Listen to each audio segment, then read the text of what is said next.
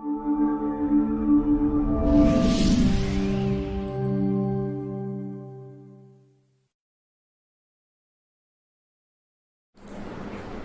আলাইকুম, আদাব, নমস্কার। তাসলিমা ম্যারেজ মিডিয়ার সামাজিক ও পারিবারিক সতর্কতামূলক অনুষ্ঠান বিশেষ লাইভ প্রোগ্রাম, এই অনুষ্ঠানটিতে আপনাদেরকে জানাচ্ছি আবারও শুভেচ্ছা ও অভিনন্দন। দেশ এবং দেশের বাহির থেকে যারা আমাদেরকে বর্তমানে দেখছেন বা কিছুক্ষণ পর, একদিন পর বা পরবর্তীতে যারা দেখবেন, সবাইকে অসংখ্য অসংখ্য ধন্যবাদ। আমাদের অনুষ্ঠানের মাধ্যমে আপনাদের জীবনে চলতি ফিরতি বিভিন্ন সমস্যার খুব সুন্দর সমাধান আসুক, সেই কামনাই করছি। প্রতিবারের মতো এবারও আমাদের সাথে উপস্থিত রয়েছেন আজকের আমাদের বিশেষ অতিথি, হাল ছিল না বন্ধু নামে আলোচিত সময়ের বক্তা, নৈতিক বক্তা চন্দা মেহজাবিন আপা। আপনাকে অসংখ্য অসংখ্য ধন্যবাদ। আমরা আপার কাছে চলে যাচ্ছি। আপা কেমন আছেন? আলহামদুলিল্লাহ, ভালো আছি। দর্শক, আজকের আমাদের অনুষ্ঠানটি আলোচ্য বিষয়টা আমরা যা নির্ধারণ করেছি, সেটা হোক কারোর জন্য সমস্যা, হোক কারোর জন্য সুবিধা, সেটা রয়েছে আপনার বাসায়, রয়েছে আমাদের বাসায় বা আমাদের সকলের বাসায়। হ্যাঁ, আমি বলছি বউ শাশুড়ির সম্পর্কের কথা। সময়ের সব থেকে পারিবারিক ও সামাজিক গুরুত্বপূর্ণ বিষয় হচ্ছে গিয়ে বউ শাশুড়ির সম্পর্ক। আজকের অনুষ্ঠানটি আপনারা যারা দেখবেন, যাদের এখনো বিবাহ হয় নাই বা পরবর্তীতে বিবাহ হবে, সবার জন্যই আমার মনে হয় অনেক উপকারী হবে। আপনাদের কাছে অনুরোধ রইল অনুষ্ঠানটি শুরু থেকে শেষ পর্যন্ত অবশ্যই দেখবেন, এবং বউ শাশুড়ি সম্পর্কে যে কোনো প্রশ্ন থাকলে অবশ্যই কমেন্টস বক্সে করে দিবেন। আজকে আমাদের অতিথি যিনি আছেন, আপনার প্রশ্ন যদি সুন্দর হয়, আজকের অনুষ্ঠানের সাথে যায়, তিনি অবশ্যই উত্তরটি দিয়ে যাবেন। তো আমরা মেইন অনুষ্ঠানে চলে যাচ্ছি। আসলে এমন একটা সাবজেক্ট নিয়ে আজকে কথা বলতে হবে, এটা তো আসলে আমি নিজেও তো একজন শাশুড়ি, আবার আমি একটা বউ, দুটো না। তো এটা আসলে তুমি ঠিকই বলেছো। এই মুহূর্তে দেখেছি মানে অনেক রকম প্রবলেম একটা সমাজে থাকে, আমাদের কিছু কিছু প্রবলেমের মুখ্য ভূমিকা পালন করে, তার মধ্যে একটা, এবং এই সাবজেক্টটা চুজ করাটা খুবই মানে আমি বলবো সময়োচিত পদক্ষেপ। ধন্যবাদ আপু। তো আমরা আসলে প্রশ্নগুলো ম্যাক্সিমাম নিয়ে থাকি কমেন্টস বক্স থেকে। তো আমরা প্রায় 150 প্রশ্ন চলে এসেছিল আমাদের কাছে, সেখান থেকে আমরা 9টি প্রশ্ন কালেক্ট করেছি। আমার মনে হয়েছে যে এই প্রশ্নগুলোর উত্তর দিলে আপনি এভারেজ ফ্যামিলিগত যে বউ শাশুড়ি সম্পর্কে সমস্যাটা থাকে, সবকিছু একটা সমাধান চলে আসবে। তো আমি আমার সিরিয়ালের প্রথম যে প্রশ্নটি আছে, একদম প্রথম, সেটা চলে যাচ্ছি। তো একজন ভাইয়া প্রশ্ন করেছে, এখনকার বেশিরভাগ মেয়ে বিয়ের পর শ্বশুর বাড়ি থেকে আলাদা থাকতে চায়, এর ভালো খারাপ দিকগুলো সম্পর্কে একটু আলোচনা করবেন আপু। অবশ্যই আমাদের উপকার হবে এটা কিছু একটা।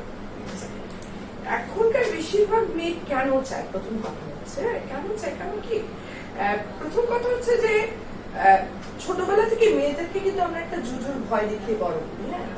হ্যাঁ, এই শ্বশুর বাড়ি গেলে মজাটা টের পাবে, শ্বশুর বাড়ি গেলেই তোর খবর আছে। মা তো উঠতে বসতে মারা বলে থাকে আমরা যে মেয়েদেরকে, এখন তো মায়ের কথা শুনতেছো না, তখন তো শাশুড়ি যখন বলবে তখন করতে তো বাধ্য হবে। অর্থাৎ মেয়েটার ভিতরে সারাক্ষণই একটা আতঙ্ক ছোটবেলা থেকে গ্রো করে যায় যে শ্বশুর বাড়ি মানেই বোধহয় একটা বিশাল বড় জেলখানা। আচ্ছা, এই মেয়েটা আগেকার সময় যেটা হতো, আগেকার সময় মেয়েদের আস্তে আস্তে আমাদের কিন্তু সময়ের সাথে সাথে আমরা কিন্তু মেয়েরাও কিন্তু যথেষ্ট সোচ্চার হচ্ছে, মেয়েরাও যথেষ্ট নিজেদের আইডেন্টিটি তুলে ধরছে।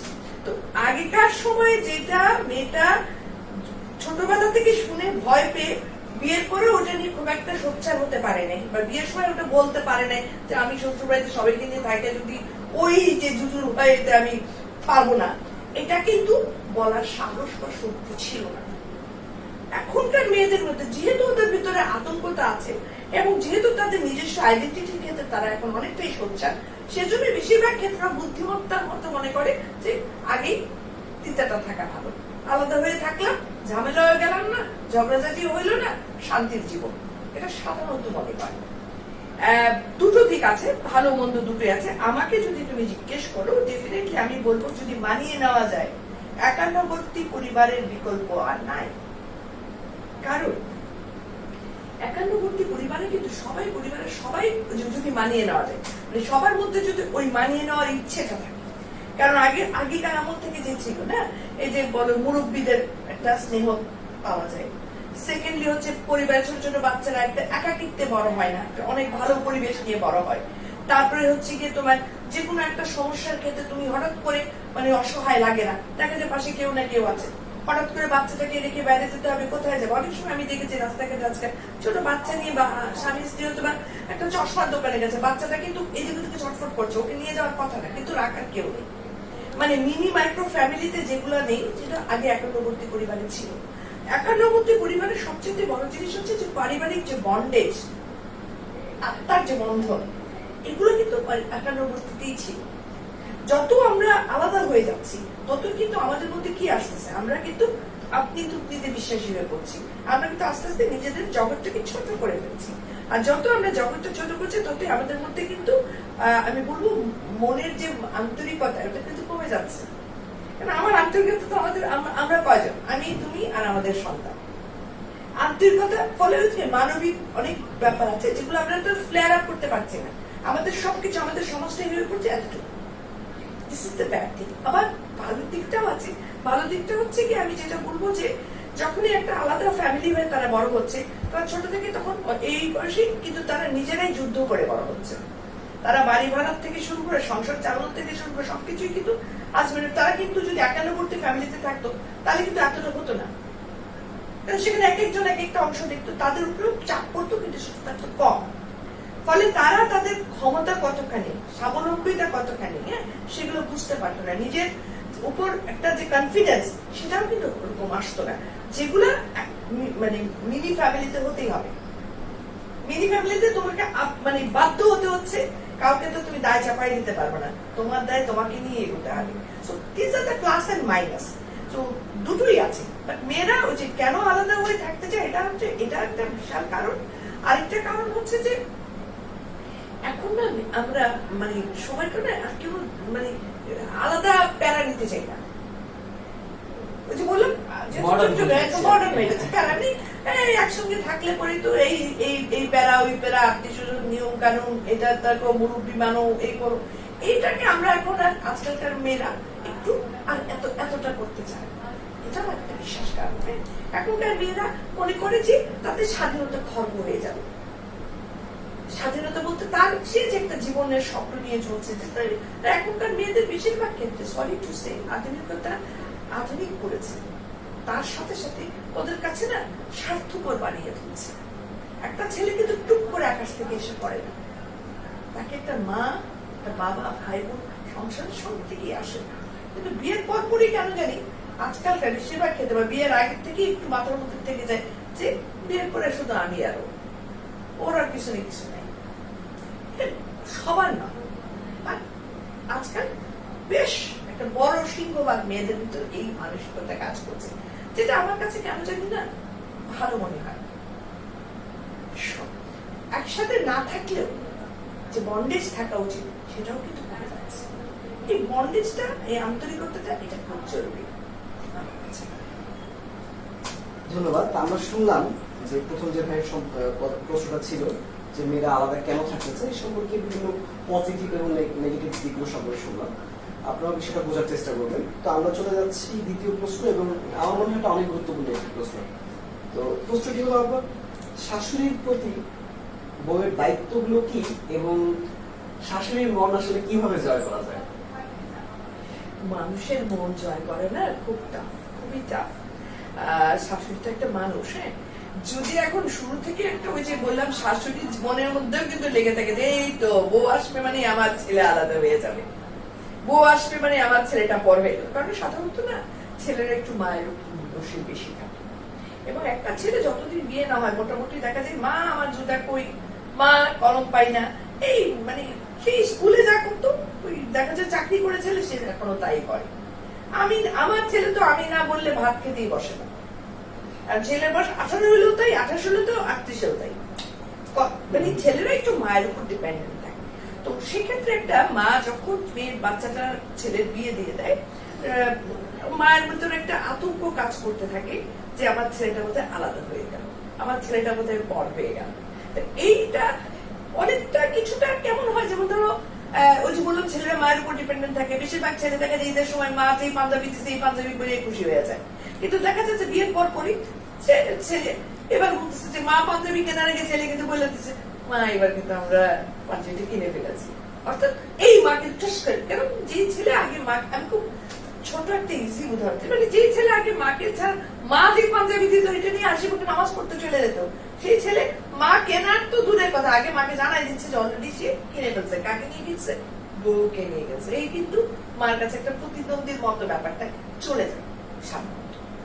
এখন এক্ষেত্রে আমার কাছে মনে হয় এই প্রজন্মের মানে আমার চোখে মেয়েদেরকে, যে এরা যদি শুরুতে একটু শাশুড়িকে একটু প্রাধান্য দিয়ে চলে, শুরুতে প্রাধান্য মানে কি, যেটা ডিপ্লোম্যাটিক ওয়েতে, যেমন কেন জামাইকে নিয়ে গেলে তার আগে শাশুড়ি আম্মা আপনি বলেন তো আপনার ছেলের জন্য কোন রংটা মানাবে, ওর জন্য, হ্যাঁ ওর জন্য কিনতে যাচ্ছি। অথবা রান্নার কিছু, আম্মা আপনি কিন্তু ওই যে কালকে যে পায়েসটা করছিলেন, আম্মা ওইরকম পায়েস জোস আম্মা রেসিপিটা আমাকে শিখায় দেয়। অথবা ওনাকে প্রাধান্য দিয়ে বলা হয়তো একটু কোন আত্মীয় স্বজন বেড়াতে আসছে, হ্যাঁ আমার কি কি রান্না ভালো হয় বলেন তো। হ্যাঁ এই যে প্রত্যেকটা ক্ষেত্রে ওনাকে একটু প্রাধান্য দেওয়া, আর কিছু প্রাধান্য দেওয়া। ওনার ছেলেকে ধুম করে আমরা কি করি, আজকালকার মেয়েদেরও ওদেরও দোষ নেই, ওদের কি করে শেখানো হয় না যে একটু ডিপ্লোম্যাটিক ওয়েতে যদি চলা যায়। শাশুড়ির সঙ্গে যে বললাম, একটু শাশুড়ি যখন একা বসে একটু কিছু দেখছেন টিভিতে, এক কাপ কফি বা একটা চা বানায়, আমি জানি মাকে বানায় নেই শাশুড়িকে, এরকম একটা ভাব আছে। মা শাশুড়ি কিন্তু একটা, মা কিন্তু জন্ম থেকে বড় করেছে, হ্যাঁ মার চোখে সে কিন্তু লেদা বাচ্চাই আছে, মার সঙ্গে কিন্তু শাশুড়ির চোখে সে কিন্তু একটা 22 বা 23 বছরের পরিপূর্ণ একটা যুবতী। তো সেখানে মা যে চোখে তাকে দেখছে, শাশুড়ি সেই চোখে দেখছে না কেন, এটা ভাবাটাও কিন্তু বোকা। সেই জন্য শাশুড়িকে একটু একটু আমি বলবো যে একটু যদি যে টিভি দেখছে, আমার একটু কি সিরিয়াল, ও আচ্ছা আচ্ছা, না আপনি কি এটা না, মা অনেক মজা পান না, হয়তো বা সেই মেয়েটা দেখে না সিরিয়াল, কিন্তু তাতে বলার কিছু নেই, বলবে হ্যাঁ ঠিক আছে দেখেন মা, আমি আপনার জন্য একটা কফি নিয়ে আসি।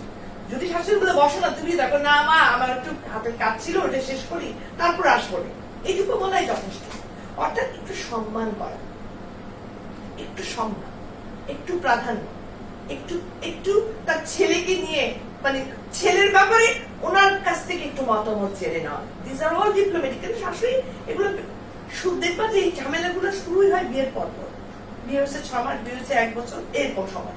কারণ ওই যে এসেই হুট করে মনে করে যে ছেলেটা 14 গোষ্ঠী তার কেউ নেই, ছেলেটা শুধু ওর, এটা যে তখনই মাটা আস্তে আস্তে কিন্তু গুটাইতে থাকে। কিন্তু এটা যদি একটু বছর খানেক একটু ডিপ্লোমেসি করে চালাই নিতে পারে, বিশ্বাস করো আমি গ্যারান্টি দিয়ে বলতে পারি সেই বাড়িতে বউ শাশুড়ি এত সুন্দর সহাবস্থান হবে, এটা বলার মতো নয়। আমি সবসময় বলি যে আজকালকার মেয়েরা, তোমরা তো হচ্ছে মোবাইল ফোন, শাশুড়িটা হইলে অ্যানালগ ফোন, তো মোবাইল ফোনের কাছে কি অ্যানালগ পারে নাকি? তোমরা একটু যদি বুদ্ধিমতী হও, একটু যদি ব্রেনটা খাটাও, একটু যদি ডিপ্লোম্যাটিক হও, তাহলে হয়। আর ওই যে তৃতীয় পক্ষ দ্বারা খুব প্রভাবিত হয়ে যায়। তৃতীয় পক্ষে যদি দেখা যায় কি, স্পেশালি বাসার যে আমাদের থাকে হেল্পিং হ্যান্ড, রহিমার মা খালা এরকম যে থাকে, এরা হয় মেন জ্ঞানী। এই বউর কাছে কুটকুট করে কথা শোনায় দেয়। শাশুড়ি তুমি সুন্দর করে একটা পরোটা বানাই দিছিল বউকে, বউ তো একটু খাইছে, বাচ্চা খেতে পারেনি। রহিমার মা বুয়া কিন্তু নাইচা নিচ্ছে কেমন, আপনি এত কষ্ট করে বানাইলেন সকালে, আপনার ফুতের বউ কিন্তু এটা খায় না। কিংবা বউ হয়তো সব করে একটা রান্না করছিল, শাশুড়ি হয়তো সেই সময় ওটা খেতে খেতে বলছে একটু লবণটা মনে হয় বেশি হয়েছিল, এটুকু বলছিলেন কথার কথা। এইটাই কিন্তু রহিমা বুয়া নাইচা গিয়ে বলবে, আমাকে আপনি আহারে মায়া লাগে, বাপের বাড়িতে তো আপনি খালি চামচ নাড়েন নাই, এত কষ্ট করে তো এটা রান্না করলেন, আর না না না বলুন না কি বলছিল, এই বললাম আর একটু তার আগ্রহ বাড়ালো, একটু মুখ এইটা কি দিতে পারেন এই লবণের জন্য গেল। কিন্তু এই যে তৃতীয় পক্ষ, এই তৃতীয় পক্ষকে প্রাধান্য দেওয়া উচিত না। আর থার্ড কথা হচ্ছে যে বেশিরভাগ ক্ষেত্রে দেখা যায় যে ননদ বা ননাস এনারাও একটা বিশাল বড় ভূমিকা পালন করে তৃতীয় পক্ষ হিসেবে। এদের ব্যাপারটা কিন্তু অনেক ট্যাক্টফুলি হ্যান্ডেল করতে হয়। কারণ কেন জানি না, মেয়েরাই কিন্তু মেয়েদের বেশি শত্রু হয়। একটা মেয়ে জামাইয়ের সঙ্গে কিন্তু শ্বশুরের মানাই লাগে না, তারপরে তোমার কি বলে ভাইরা ভাইরা কিন্তু ওরকম ভাবে ফাইট করে না। কিন্তু দেখা যায় যে যায় কিংবা যে ননাসরা এরাই কিন্তু সবচেয়ে বেশি বউটার খুদ ধরতে থাকে, খুদ ধরে শাশুড়িকে বিষয় দিতে থাকে, আম্মা তোমার ফুতের বলতো তোমার এটা শোনো না, এটা শাশুড়ি তো প্রভাবিত হয়ে যায়, মেয়ে তো। এই জন্য ছেলে বউ যদি শুরু থেকে একটু ডিপ্লোম্যাটিক হয়, শুরু থেকেই যদি একটু শাশুড়িকে প্রাধান্য দিয়ে কথা বলতে থাকে, শুরু থেকেই যদি ওনাকেই বুঝায় যে না মা আমি তো আপনি এখানে মেহমান হিসেবে আসছিলাম, নতুন আসছি, আপনি তো আসো, আমি তো ওই দিন মাত্র আসলাম, আমি আস্তে আস্তে থিতু হবো, আপাতত আমি আপনার আঁচল ধরে শিখে নিতে চাই, আপনি দোয়া করবেন। এই কিছু কিছু ছোট ছোট ছোট ছোট কথা, একটু বাইরে গেলে পরে শাশুড়ির প্রিয় কোনো কিছু, আগে কথা প্রসঙ্গে, তারপরে মাঝে মধ্যে একা পেলেই অথবা শাশুড়ির কাছ থেকে একটু ওনার সুখ স্মৃতি গুলা, মজার মজার ছোটবেলার কথা, শাশুড়ি কখনো গান গাইতেন কিনা, কোন গানটা ভালো লাগতো, এই যে জিনিসগুলো, ইন্টারাকশন গুলা, এগুলো কিন্তু অনেক কাছে টেনে নিয়ে আসে। সারাক্ষণ যুদ্ধম দিকে না থেকে দুজন যদি না হয় যে এই ইন্টারাকশন গুলো বউ করতে পারে, শাশুড়ি যত যুদ্ধম দিয়েই থাকুক, আস্তে আস্তে কিন্তু শাশুড়ি অনেকটাই ইজিয়ার হয়ে যায়, মানে আমি মনে করি। So that is the thing. আর বউটা যেটা, বউ ব্যাপারটাও যে বললাম যে এখানে বউয়ের মারও একটা ভূমিকা থাকে। সেও যদি মেয়েকে বিয়ের আগে থেকে একটু বুঝায় যে একটু ধৈর্য, একটু সহ্য এবং একটু ডিপ্লোমেটিক হও, তাহলে কিন্তু সংসার সুখে হতে পারে। বুঝতে পারলাম? তো আপনার কথার মাধ্যমে হয়তো শাশুড়ির মন জয় করার নিনজা টেকনিক গুলো অনেকেই শিখে নিয়েছেন। আশা করি অনুষ্ঠানটা আরো দেখলে আরো কিছু বুঝতে পারবেন। তো আপনার পরবর্তী প্রশ্ন ঠিক এটাই বিপরীত, যে শাশুড়ি আসলে তার ছেলের বউর প্রতি কি কি দায়িত্ব থাকে, বা তার সাথে একটা ভালো সম্পর্ক সবসময় অবলম্বন করে রাখার কি পদ্ধতি সে অবলম্বন করতে পারে, বা কি করলে সম্পর্কটা সবসময় ভালো থাকে বা নিউট্রাল থাকে? ছাড় দিতে হবে শাশুড়িকে। আসলে শাশুড়ির ভূমিকা অনেক বেশি। শাশুড়ি কিন্তু একটা অভিজ্ঞ মানুষ, শাশুড়ি কিন্তু একজন বয়স্ক মানুষ, ছেলের বউটা কিন্তু একটা বাচ্চা, তাই না? সো এইখানটায় এই বাচ্চাটাকে ছাড় দিতে হবে, প্রতি কথা ধরলে চলবে না। দেখা যায় কি যে অনেস্টলি বলি, একটা মেয়ে বিয়ে করে যেদিন শ্বশুর বাড়িতে আসে তারপরের দিন দেখা যায় শাশুড়ি তাকে এত বড় একটা কাজের ফর্দ ধরায় দেয়। ও তুমি আসছো মা, জানে প্রাণে আসছে, এবার একটু আমি আরাম করবো। কেন উনি আরাম করবেন মানে কি? এটা তো বউ আসছে, বউটা কে? বউটা তো এই পরিবারের একটা সদস্য। তো এই পরিবারের একটা সদস্য এই বাড়িতে আসলে আমি এখন আরাম করবো মানে কি? আরে উল্টা বলবে তুমি আসলে ঠিক আছে, আমরা মায়ে মেয়ে মিলে, তুমি তোমার মেয়ের মতো, আমার একটা হাতের একটা অংশ বাড়লো, আমার একটা জোর বাড়লো, এটা না বলে আমরা কি বলে আরাম করবো, তো আমি বউমো তুমি কাজ করবা। এতে কিন্তু অর্ধেক বউটা কিন্তু শুকায় যায়। কারণ আজকালকার মেয়েরা না বাপের বাড়িতে খুব একটা কাজ কাজ করে উপাস্ত থাকে না। তো সেখানে এই কথা শোনার পর তার অবস্থাটা কি হয়? এই যে শাশুড়িদেরকে না, আর সবকিছুতে হয় কি, ওই যে আবার আগের কথায় চলে যায়, একটা ছেলের ব্যাপারে একটা মা অনেক, ওই যে বললাম ছেলে তো 28 বছরের ছেলেও কিন্তু বলে মা এটা কোথায় রাখছো, ওইটা কোথায় রাখছো। এখন এই ছেলেটা যখন বিয়ে করে বউ আসে, তারপরেও দেখা যায় শাশুড়ি সারাক্ষণই ওই নাক গলাচ্ছে সবকিছুর মধ্যে। ওদের যে একটা প্রাইভেট জীবন আছে, হ্যাঁ, ওদের যে একটা প্রাইভেসি আছে, সেই জিনিসটা কিন্তু করে স্পেস দেন না। ওনারা উল্টে ওনারা ওই ওদের দুজনের মধ্যে উনি তিনজন হয়ে বসে যান। এইটার থেকে বেরিয়ে আসতে হবে, অবশ্যই স্পেস দিতে হবে। ওনার মনে রাখতে হবে এখন যে উনি হচ্ছেন এখন উপগ্রহ। আগে ওনার পৃথিবীতে ছেলে ছিল, এখন ছেলের পৃথিবী হয়ে গেছে। রিমেম্বার, ছেলের পৃথিবী হয়ে গেছে, এখন উনি উপর থেকে আলো দিবেন। অর্থাৎ শাশুড়িকে ছাড় দিতে হবে, শাশুড়িকে প্রাইভেসি জিনিসটার প্রতি সম্মান রাখতে হবে, এবং শাশুড়িকে অবশ্যই মনে রাখতে হবে যে এখন থেকে এই সংসারের ক্ষেত্রে আমার পুত্রকে আর পুত্রবধূ ওদেরকে ওদের মতো করে এগোতে দিতে হবে। প্রতি কথায় ওদের দোষ ধরতে হবে, প্রতি কথায় যদি এ করতে থাকে মেয়েটা। এবং আরেকটা জিনিস মনে রাখতে, যে মেয়েটা এর আগে আর 10টা ঘর করে আসেনি। আরেকটা ব্যাপার থাকে শাশুড়িদের মধ্যে, যে না বাবা আমার তো শাশুড়ি আমাকে ছাড় দেয় নাই, তাহলে আমি কেন ছাড় দিব, এটা কিন্তু হয়। এই জায়গাটাও একটা ভুল ধারণা, কারণ আমার শাশুড়ি ছাড় দেয় নাই বলে আমি ছাড় দিব না, এটা এটা এটা এটা কোনো একটা মানবিক গুণাবলীর মধ্যে পড়ে না। প্রথম কথাই হচ্ছে যে আমার শাশুড়ি ছাড় দেয় নাই, আমি দিব না, এটার মধ্যে কিন্তু একটা প্রতিহিংসা এসে যাচ্ছে।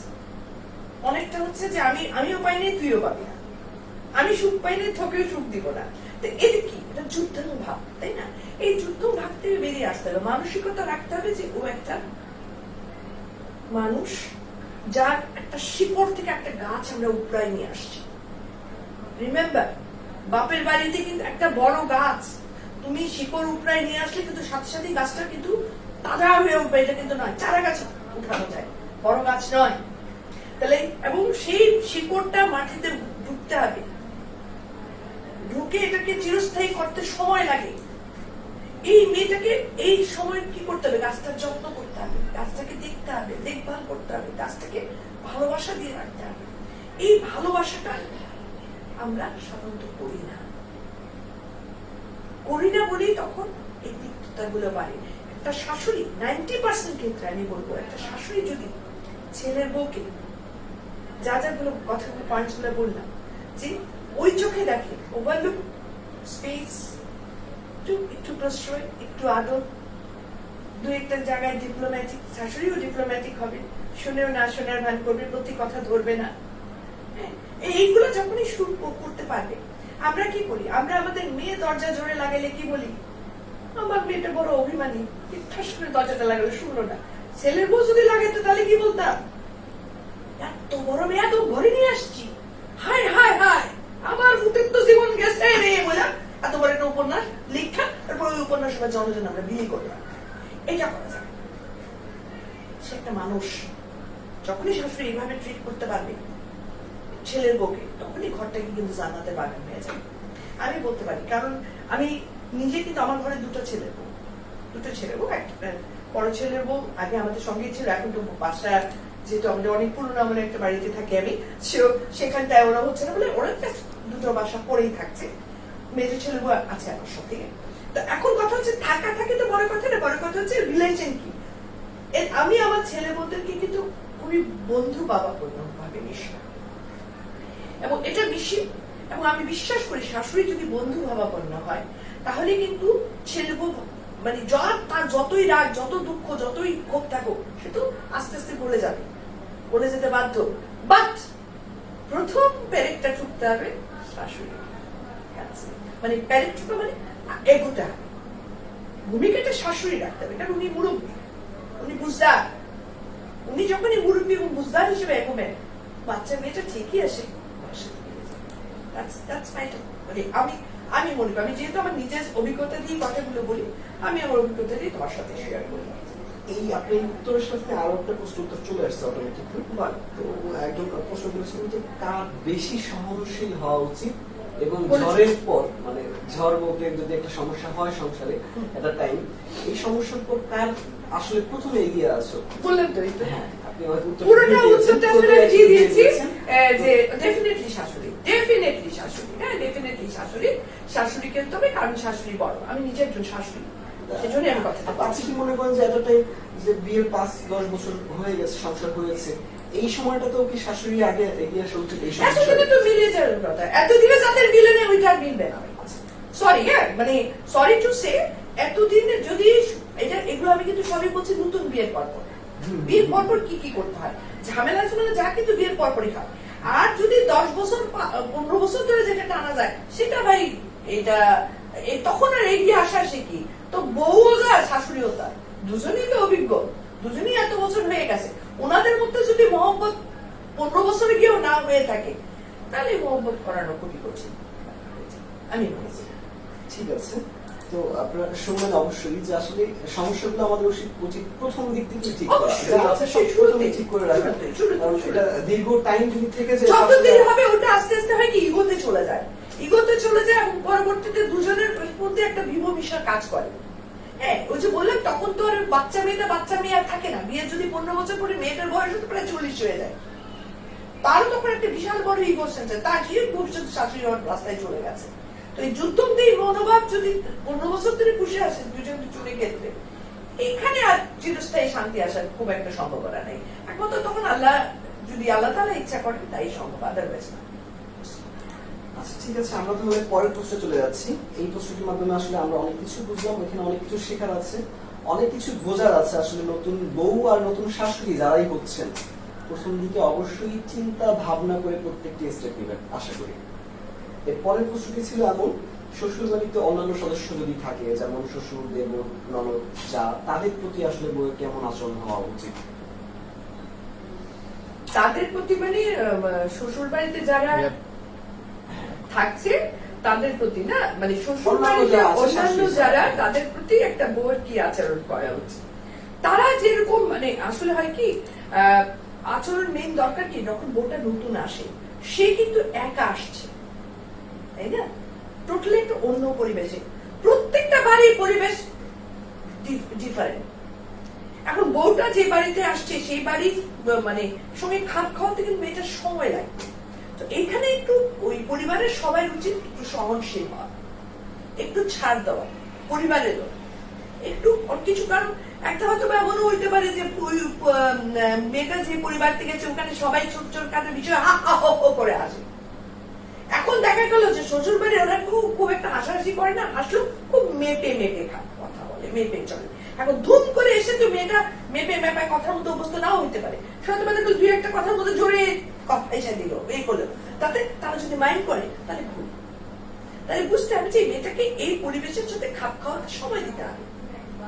তার আসলে ওদের মেয়েটা আসলে শ্বশুর বাড়িতে যারা আছে তারা একটু মেয়েটার প্রতি সহনশীল হলে, তার যে কোনো একটা ব্যাপারকে একটু ওভারলুক করার চেষ্টা করলে এবং তার প্রতি একটা সহমর্মিতার হ্যাঁ হতে পারে যে হ্যাঁ দেখলো যে মা এতে জোরে হাসিতে শাশুড়ি মাইন্ড করছে, তাহলে ননদের তো পরে গল্প ছলে বলা, হ্যাঁ একদম তো ভাবি আজকে তুমি এত হা হা করেছো, আমরা খুব ভালো লাগছিল, আমরা তো মা আমাদের এখানে তো কেউ আমরা জোরেই কথা বলি না। তাহলে কি হলো, যা বলাও হইলো, আবার মেয়েটা কষ্টও পেল না। আর আস্তে আস্তে মেয়েটাকে সময় দিতে হবে একটু। ধুম করে এসে আমাদের পরিবেশে তুমি মিলে যাও, আমাদের মতো তুমি চলো, এটা সম্ভব না। সময় দিতে হবে, ওই সময়টুকু পরিবারের সবাইকে একটু সহনশীল হতে হবে, তার প্রতি সাপোর্টিভ হতে হবে। ধন্যবাদ আপনাকে। আমরা এই মুহূর্তে একটি ছোট্ট বিজ্ঞাপন বিরতিতে চলে যাব। বিরতির পর আমাদের আরো অনেকগুলো প্রশ্ন আছে, আমরা সেগুলো আপনার কাছে রাখবো, আপনি অবশ্যই উত্তর দিবেন। এবং আমি আবারও বলছি, আপনার বর্তমানে লাইভটি যারা দেখছেন প্রশ্নগুলো অবশ্যই লিখে যেতে পারেন। আপনার প্রশ্নটি যদি আমাদের আজকের বিষয়ের সাথে সামঞ্জস্যপূর্ণ হয় আপনি অবশ্যই সেটার উত্তর দিয়ে যাবেন এবং সমাধান দিয়ে যাবেন। অসংখ্য ধন্যবাদ। আপনারা এতক্ষণ ছিলেন বিজ্ঞাপন বিরতিতে, আমরা আবারও চলে এসেছি। এখন এই মুহূর্তে আমাদের কাছে যে প্রশ্নটি আছে, প্রশ্নটি করেছে একজন প্রবাসী ভাই আমাদের। তো প্রশ্নটি এমন, বর্তমানে আমরা সামাজিকভাবে এই বিষয়টি নিয়ে অনেক সতর্ক হওয়ার চেষ্টা করছি। উনি বুঝিয়েছেন হয়তো বউ শ্বশুরের সম্পর্কের বিষয়টা। এরই ধারাবাহিকতায় কোথাও কোথাও আমরা বউ শাশুড়ির খুব ভালো সম্পর্ক দেখতে পাই, ঠিক বিপরীতভাবে কোথাও আবার বউ শাশুড়ি বা উভয়ই সবার সামনে আর্টিফিশিয়াল আচরণ দেখিয়ে পিছনে পিছনে ছোটখাটো সমস্যাগুলোকে বড় করছে, ছেলে বা স্বামীর মাধ্যমে সংকট বাড়ানোর চেষ্টা করছে। তাদেরকে আপনি কি পরামর্শ দিবেন? উনি মূলত বুঝাচ্ছে যে অনেকে আমরা আছি আসলে সামনাসামনি হ্যাঁ আমার খুব ভালো বা আমার বউ খুব ভালো, পিছনে পিছনে ঘরোয়া ভাবে ননদের কাছে বা শাশুড়ি হলে তার মেয়ের কাছে ছেলের কাছে বিষয়গুলো একটু ঝামেলা করছে। তো এই বিষয়গুলো যারা করছে আপনি আসলে তাদেরকে কি পরামর্শ দিবেন? আসলে এরকম যারা কাজ করে তাদেরকে আসলে পিছে কথা বলা, যেটাকে আমরা বলছি না যে মুখে মধু অন্তরে বিষ। এই মুখে মধু অন্তরে বিষ না আলটিমেটলি কোনো ভালো কিছু বয়ে আনে না। এর কারণ সারাক্ষণে যদি আমি একটা নকল কিছু নিয়ে ধর আমি একটা শাশুড়ি, আমি আমার বউকে খুব মুখে মধু দিয়ে কথা বললাম, কিন্তু পরবর্তীতে আমি আমার ছেলেকে দিয়ে ওর সম্পর্কে 10টা কথা শোনালাম। তার মানে কি? তার মানে আমি যখন মুখে মধুটা রেখেছি তখন আমার ভেতরে কিন্তু বিষটা ছিল। এখন আমি যতক্ষণ মধু কথা বলতেছি আমি বিষ পুষে রেখেই বলতেছি। এই বিষটা কতক্ষণে আমি আমার ছেলের কাছে গিয়ে বলবো, মানে উগরাই দিব, ততক্ষণ আমি কিন্তু ঠিক কথাটা বউর ক্ষেত্রেও চলে যে শাশুড়ির সাথে মা করছে, পরবর্তী গিয়ে হয়তো হাজবেন্ডকে বলছে তোমার মাকে তো সহ্য হয় না। এটা আলটিমেটলি কোনো ভালো কিছু বয়ে আনে না। কারণ এমন সবসময় মনে রাখতে হবে যে যে কিছু কিছু জিনিস খোলাসা করে ফেলা ভালো, খোলাসা করে ফেলা ভালো। বউ শাশুড়ির উচিত সর্বক্ষেত্রে নিজেরা এটার সমাধান করে দেয়। তার কিছু যদি ভালো নাও লাগে সেটা একদম, এবং তার মধ্যে ছেলেটাকে না টানা, হাজবেন্ডকেও টানা উচিত না, ছেলেকেও টানা উচিত না।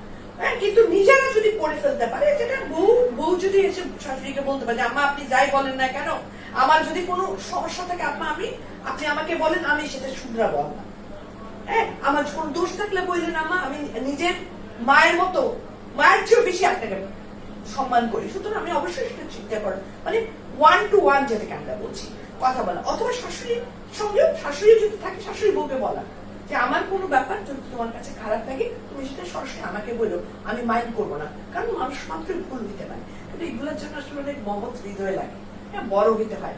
আমরা মনে করি কি যে আমরা কোন দোষ বলে ফেললাম, স্বীকার করে ফেললাম, অথবা কেউ আমার দোষটা চোখে আঙ্গুল দিয়ে দেখাই দিল, বাস আমি মনে হয় ছোট হয়ে গেলাম।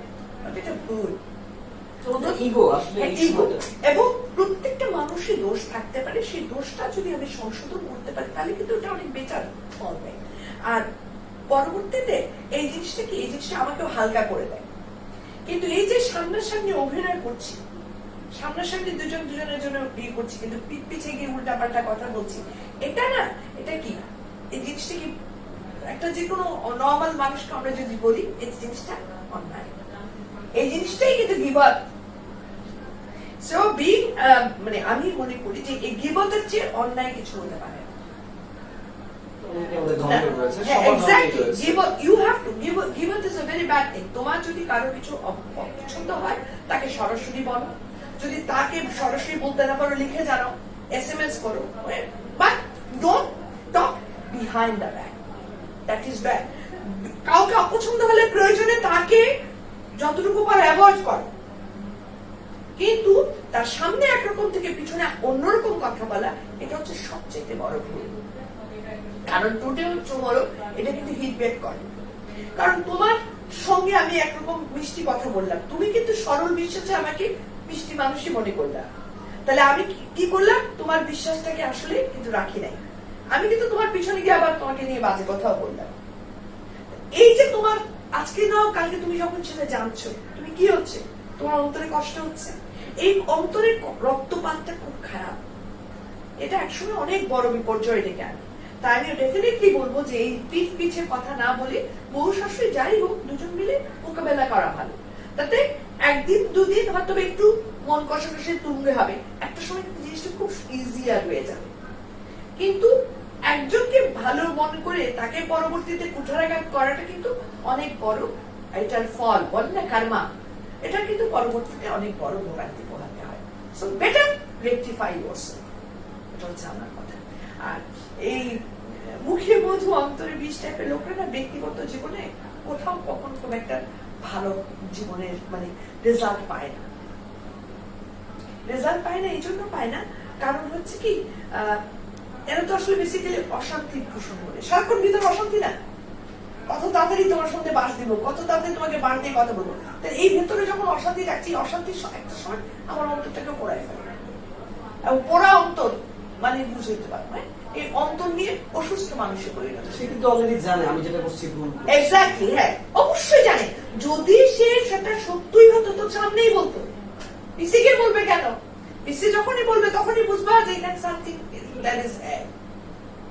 সো এই জিনিসগুলো পোষণ করাটাই খারাপ, যত বেশি এগুলো পোষণ করছো তাদেরকে বলি এটা থেকে বেরিয়ে আসো, এটা থেকে বেরিয়ে আসো, অন্তরটা যত বেশি পরিষ্কার রাখতে পারবে না, জীবনে শান্তি আকাশ থেকে অটোমেটিক আসতে থাকবে, শান্তি আর শান্তি। ইয়েস।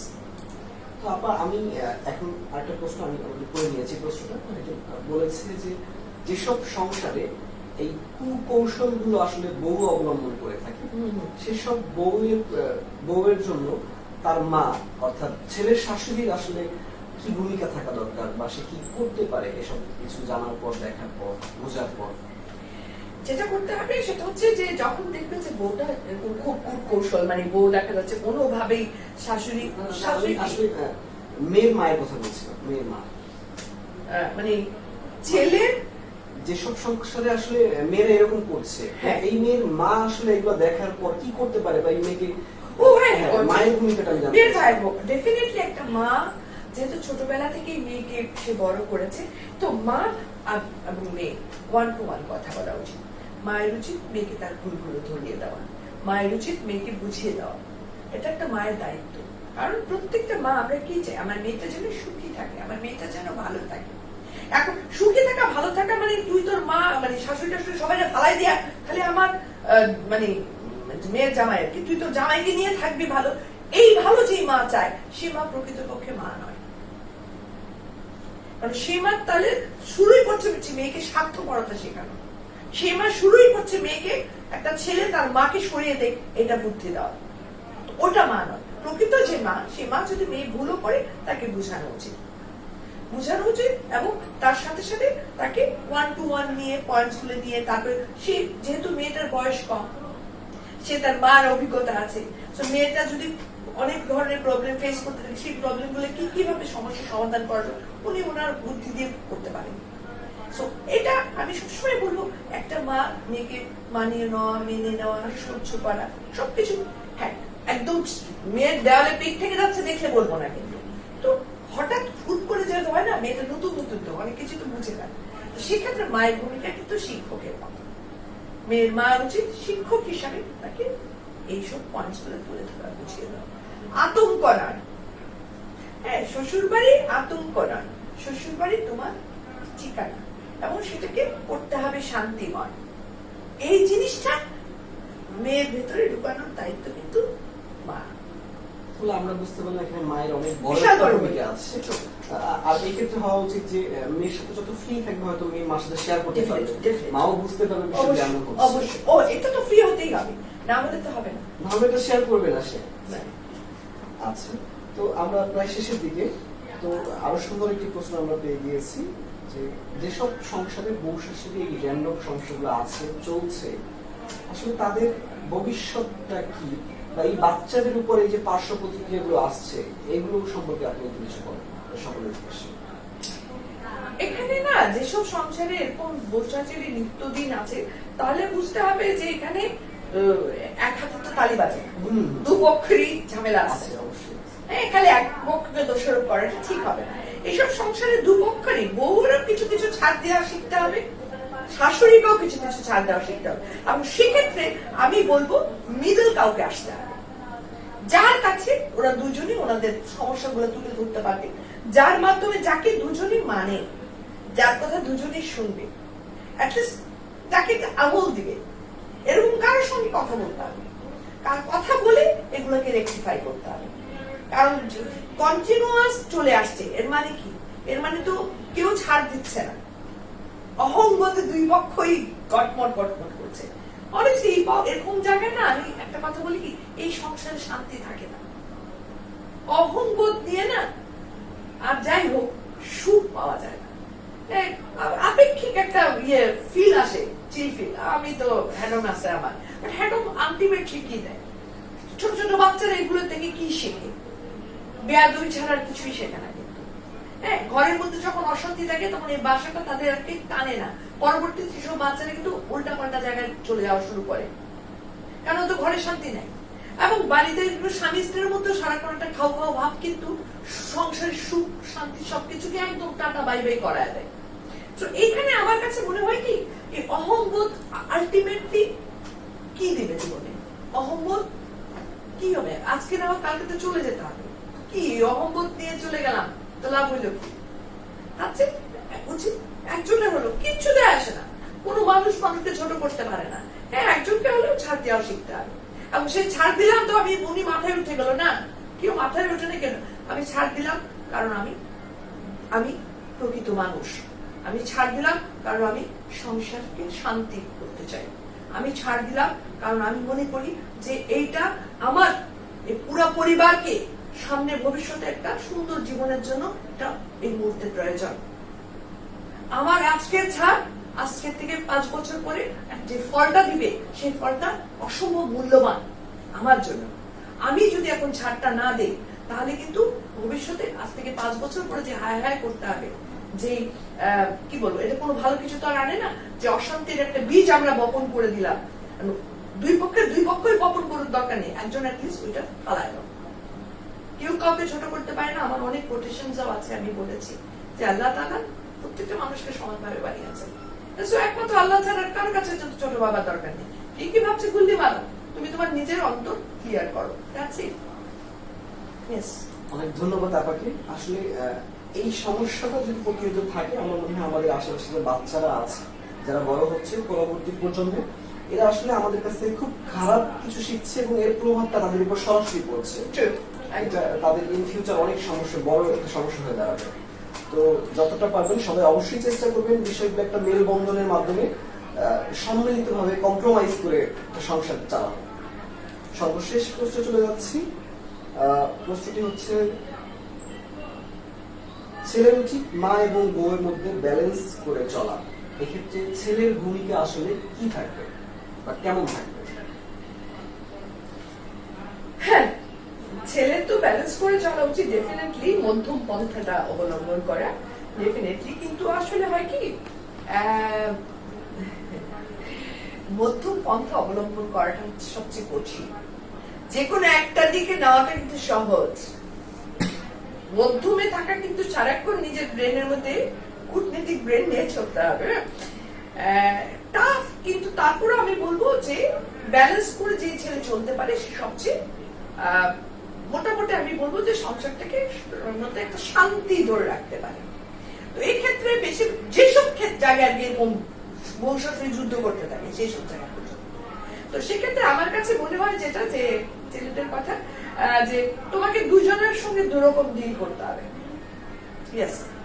যেমন প্রথম কথা হচ্ছে মা যতই যাই করুন, মায়ের কাছে কিন্তু ছেলে একদিকে দুনিয়া একদিকে, তো সেক্ষেত্রে মাকে আলাদা করে বলতে হবে, মা বুঝছি তুমি যেটা বলছো সবই ঠিক আছে, কিন্তু বুঝছো তো মা ও তো মাত্র মানে বয়স অল্প, বুঝছে মা তখন বলবে কিসের বয়স অল্প, এই বয়সে তো আমি 60টা বাচ্চার মা হয়েছিলাম, কিসের কি, তখন বলবে না ঠিক আছে, কিন্তু তুমি তোমার যে বুদ্ধি সেই বুদ্ধিটা ওর হইতে পারে না।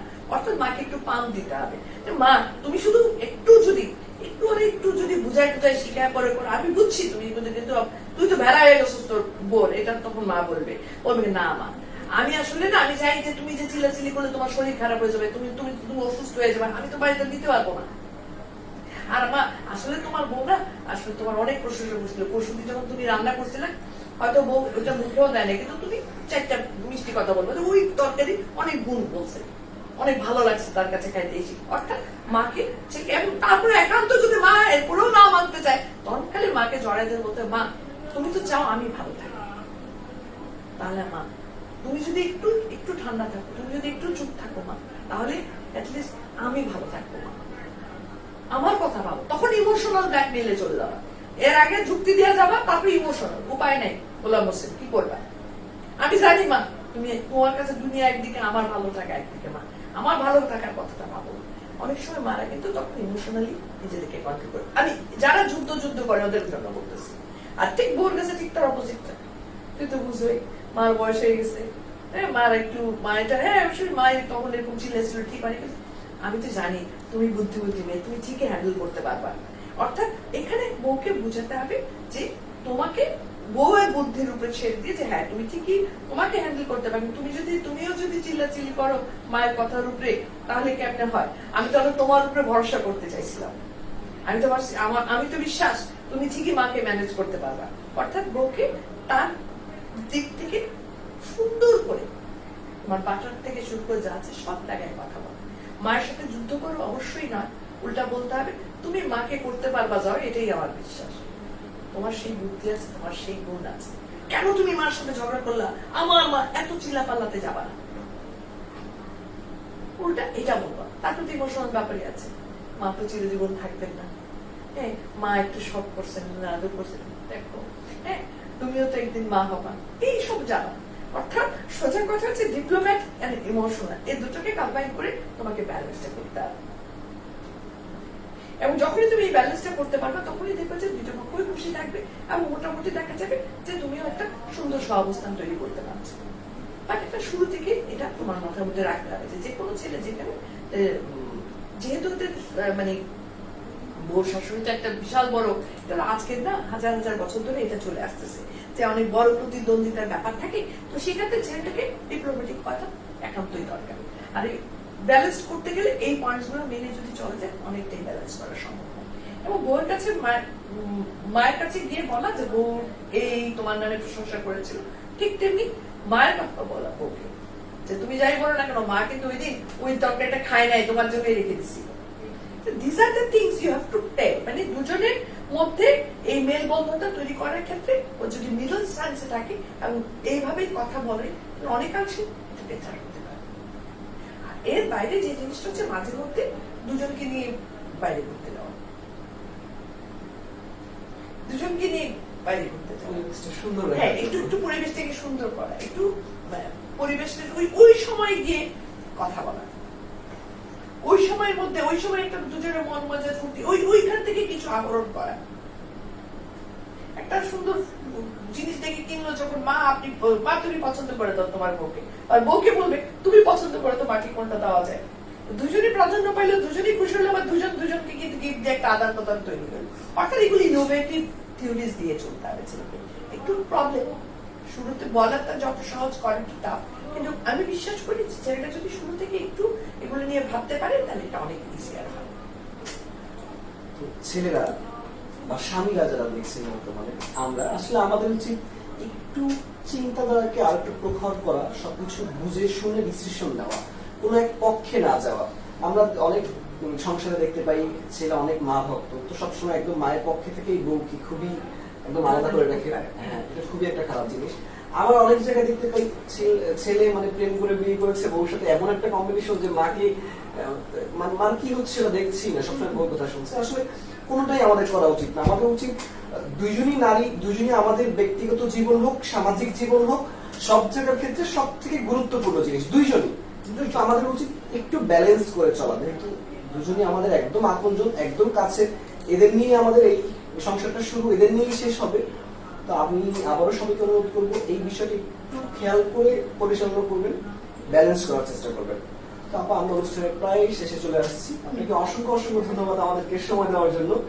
তো সর্বশেষ আপনার কাছে একটা বিষয় জানতে চাই, আমাদের এই তাসলিমা ম্যারেজ মিডিয়ার উদ্যোগটা আসলে আপনার চোখে কেমন? ডেফিনেটলি এটা খুব ভালো একটা উদ্যোগ। কারণ হয় কি, ম্যারেজ মিডিয়াটা মানে কি, ম্যারেজ মিডিয়াটা মানে হচ্ছে যে দুটো পক্ষের মধ্যে বিয়ের ব্যাপারে একটা সেতু বন্ধ হিসেবে কাজ করে। তো বিয়ে রিলেটেড ব্যাপার স্যাপার গুলো, যেমন বউ শাশুড়ি কিন্তু বিয়ে রিলেটেড ব্যাপার, তো এই ধরনের এগুলো কিন্তু বর্তমানে খুব কমন প্রবলেম যেগুলো আমরা ফেস করছি। তো এই যেগুলো তুলে ধরে আনা হচ্ছে, যে কথা বলা হচ্ছে, ডেফিনেটলি এটা প্রশংসার যোগ্য। আর অনেস্টলি এখন তো ম্যারেজ মিডিয়ার যুগ, তাই না? কারণ আগে যেরকম সবাই মিলে অনেক, আমরা একসাথে একান্নবর্তী ফ্যামিলি থেকে শুরু করে সবার মধ্যে অনেক যোগাযোগ থাকতো, আদান প্রদান ছিল, ফলে ঘরে ছেলে মেয়ে একটু বিয়ের বয়স হলে পরে কিন্তু দেখা যেত চাচা খালু কোন কেউ প্রপোজাল নিয়ে আসতেছে, কথা বলতেছে। বাট এখন তো আস্তে আস্তে না মিনিমাম একটা হয়ে যাচ্ছে, সবাই কিন্তু খুব ছোট ছোট ছোট ছোট ছোট ফ্যামিলির মধ্যে চলে যাচ্ছে, ফলে ওইভাবে কিন্তু বিস্তৃত লাভ হচ্ছে না। প্লাস আমরা কিন্তু আগের চেয়ে অনেক বেশি ব্যস্ততাও বেড়ে গেছে, এখন অনেক বেশি আমরা আমি বলবো মেকানাইজ লাইফ লিড করি। তো সেসব ক্ষেত্রে এই ছেলে খোঁজো মেয়ে খোঁজো দায়িত্ব যদি অন্য কারোর পক্ষে দিয়ে দেওয়া যায়, তাহলে আমাদের জন্য আবার কি হচ্ছে, কিছুটা সময় বেঁচে গেল, আবার একটা ছাদের মধ্যে এসে আমরা সব পেয়ে গেলাম। So that is the very good thing, যে যদি তারা ঠিকভাবে কাজটা করে। ডেফিনেটলি সততা এখানে খুবই জরুরি, এবং সততা যদি থাকে ডেফিনেটলি এটা প্রশংসনীয় কাজ। ধন্যবাদ আপনাকে, আবারও ধন্যবাদ জানাচ্ছি। আপনি আপনার ব্যস্ততম অনেক সময় মাঝখান থেকে আমাদের জন্য সময় বের করেছেন। আসলে আমরা যেসব বিষয় তুলে ধরি মানুষের সামনে, আমার মনে হয় সবার জন্য অনেক গুরুত্বপূর্ণ। এইসব বিষয়ে আমি বর্তমান সময়ে আপনার থেকে ভালো পরামর্শ আমি আসলে কারো কাছ থেকে পাইনি এখন পর্যন্ত, তার জন্য আপনাকে এখানে ইনভাইট করা। তো আমরা আশা করছি আমাদের পরবর্তী এইসব অনুষ্ঠানগুলোতে আপনি অবশ্যই থাকবেন। চেষ্টা করবো ইনশাআল্লাহ, ইফ আল্লাহ উইশেস।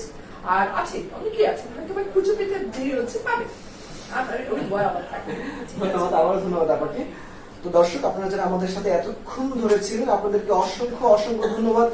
আর আমার মনে হয় আপনারাও আমাদেরকে অবশ্যই ধন্যবাদ দিবেন, যেহেতু আপনার ব্যক্তিগত জীবন, সামাজিক জীবনের অনেক গুরুত্বপূর্ণ বিষয়গুলো নিয়ে আমরা আলোচনা করলাম।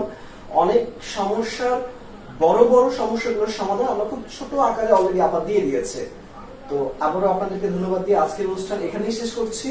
পরবর্তী আবারও কোনো বিষয় নিয়ে আপনাদের সামনে আলোচনায় আবারও দেখা হবে আপনার সাথে। আজকের মতো এখানেই বিদায়। আসসালামু আলাইকুম, আদাব, নমস্কার।